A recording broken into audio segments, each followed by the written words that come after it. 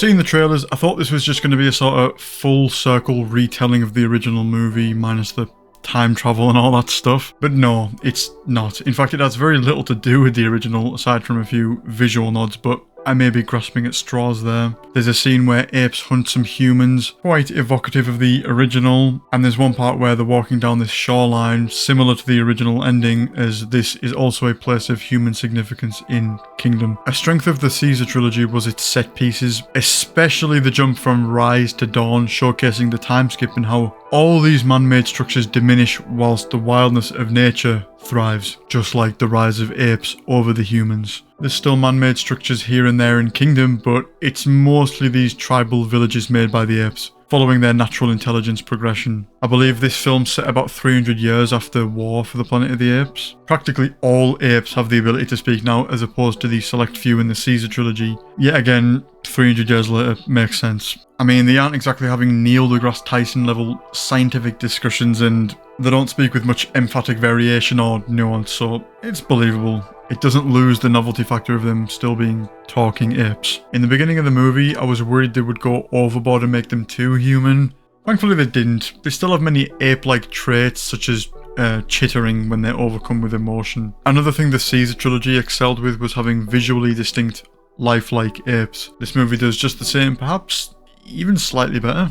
The CGI is comparable to the previous film, but it has the disadvantage of having all of the apes talk. You can only make a talking ape look so realistic because their mouths don't really move like ours do, but with human actors doing the motion capture, that's how it turns out. The actual models and fur effects for the apes are top notch, but it's not convincing when they speak, and it never will be, so that's not something I can genuinely subtract points for here. There's Noah, our main character, very obviously Caesar's visual counterpart for this movie. Just like the Caesar trilogy, the main character is the only one with a face this colour. Proximus, our main villain, is not really like Cobra, only similarity is that they're, both bad guys. However, they both do have these eye afflictions, if you will, so just another visual parallel I felt like pointing out. This story mainly belongs to Noah. It's about his development, overcoming the odds and saving his clan. Not that he's a coward or anything, but he's no Caesar. From now on, we will be getting into spoilers, so to wrap up this spoiler-free section, it does right by Matt Reeves' trilogy and the original movies. It's refreshing yet familiar. It doesn't really take a lot of risks, but for what I assume is the start of a new trilogy, that's fine. I'm still looking forward to a potential continuation, and there is plenty of room for one. Keeping it vague, the movie ends on a sort of teaser that implies there is more to come. Moving on to the spoiler section,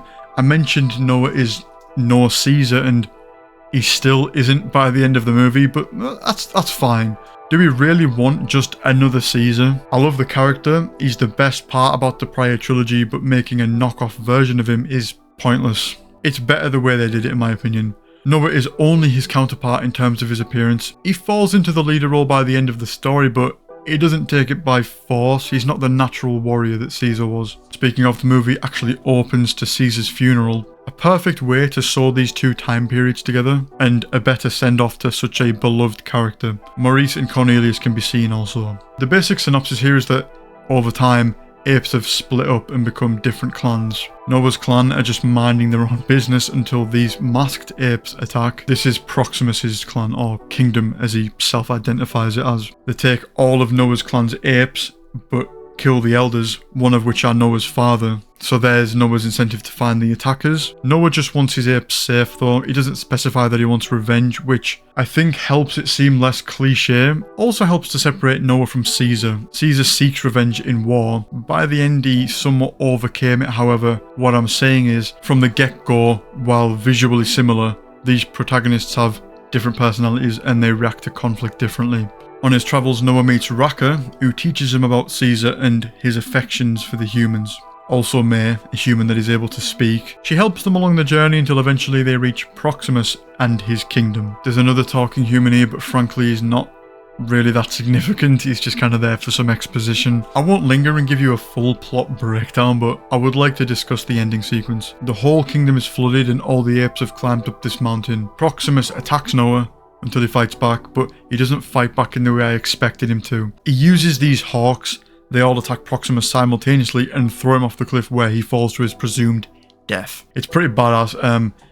That's not just completely random either. It is set up at the start and throughout the movie. It is established that this clan in particular have domesticated these hawks. The swelling of the music, the chanting of the apes as the hawks swarm Proximus. Ooh, goosebumps, man. It's a brilliant sequence and one where words can't really do it justice. I guess my only real complaint is that there isn't more memorable moments like this. Rewatching the Caesar trilogy, I specifically looked forward to the many great scenes those films have, but there's not much of that in Kingdom. The entire movie is good, great even, but it doesn't quite hit those same heights. But like I said, I'm still very much so looking forward to the next one, and it absolutely deserves a continuation. Thank you for watching.